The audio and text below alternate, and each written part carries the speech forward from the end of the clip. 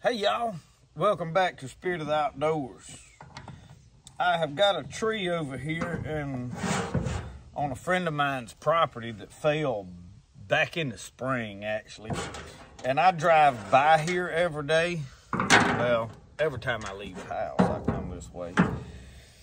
And I had been seeing it down, and I knew he really didn't have a way of doing anything with it aside from paying somebody to remove it.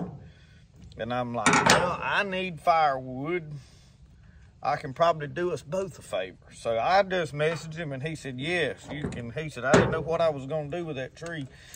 Welcome to get it. So I had not been over here and even looked at this tree. I had just seen it from the road. So when I drove up yesterday with my saw and my trailer and all my stuff to start fooling with it, I realized real quickly that this is a hickory tree, a huge hickory tree. Good and bad. Number one, good smoking wood. I mean, if you're gonna barbecue and you're gonna do all these kind of things, this is an excellent tree to use for all of that. But it is a little hard. Tough to split and such as that stuff. So the benefit for me though is I do have that wood splitter for the back of the tractor that is pretty strong. So I don't have to hand split it. I probably will hand split some of it. I always wind up doing that. But there's some tomahawk handles, some axe handles. There ain't no telling what all we can get out of some of it. Now, I don't know if bugs has got into any of it under the bark and started eating on it. All that'll have to be looked at later.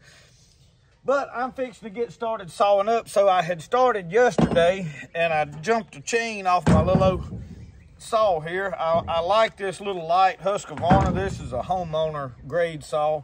I've got a steel here that is a little better. It is a MS290, and both of them I put a 20-inch bar on just for the being able to cut.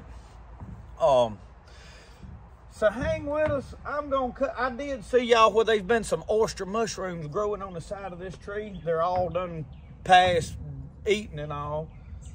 But we're gonna do the best we can, and there's probably no way I can get every bit of this tree, because when I get down to that main trunk section, I don't know that I can do anything more than probably get it cut to where I can push it out of the edge of his property. I'll bring the tractor over here probably and clean up. But now this is a project I'm gonna be getting a little here, there, and yonder for a while. It is finally cooled off enough. You don't mind running a saw this morning. It was like 50-something degrees. So I drank some coffee, and this probably warmed up to the low 60s by now. But I cut up yesterday and loaded a little bit, but I'm gonna get in here. I jumped the chain off in them little limbs, and I didn't have my saw wrench yesterday, so I'm gonna get to sawing and saw some of this up, get it loaded, get us some firewood, smoking wood. We're gonna try to do some meat preservation in the smokehouse this year. We'll have it for that. Several different things we can use it for, but we got several wood heaters that we got to feed this year, so we need a good bit of firewood.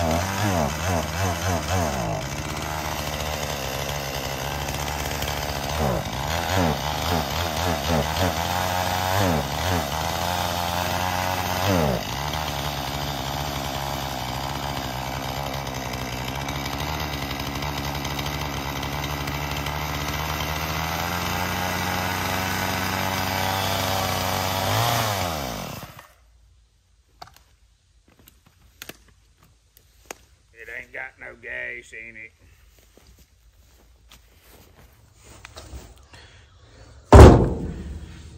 It ain't smart to take off over there right off the bat with a saw. I didn't realize I'd burned as much gas yesterday as I did. I filled it up before I started. I run it longer than I thought. Ooh, now.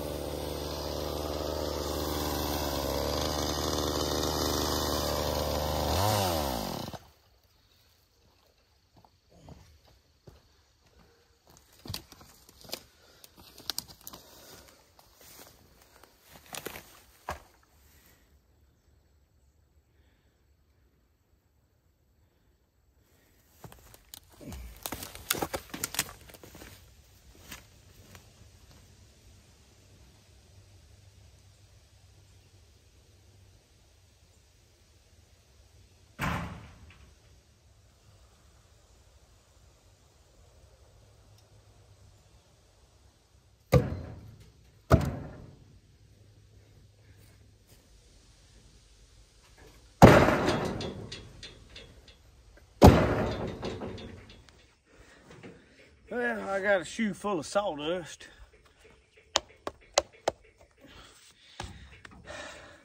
I didn't even empty the tank of gas, but I got a big pile of wood sawed up. We're gonna load up what we can and then go home. I'm gonna, like I said, have to do this a little at a time. I can't just come over here and work straight through. I could probably get all of this in a couple of days, but it'll take me the better part of 2 weeks, I imagine, to do what I'm gonna do. Chipping away at it, because I'm still making knives. I'm working on a building. Want the deer hunt. Temperature's dropping a little right now, so I need to go this afternoon instead of coming back over here and working, and check my cameras and check my feeders. The one spot where I just put a little bit of corn out, I need to pull a little more corn out over there. Boy, I made a bunch of folks mad pulling corn out. They go, "Oh, you batting cheater." I guess they fish without bait on the hook. I don't know. But you know, if you don't like to use bait on corn, don't pour it out. If I pour it out at my place, it ain't gonna affect you not one bit. Anyway, do it the way you like to do it. I'm gonna sit here and catch my breath, because old fat boy gets wore out pretty quick. Then we're gonna start loading all this up.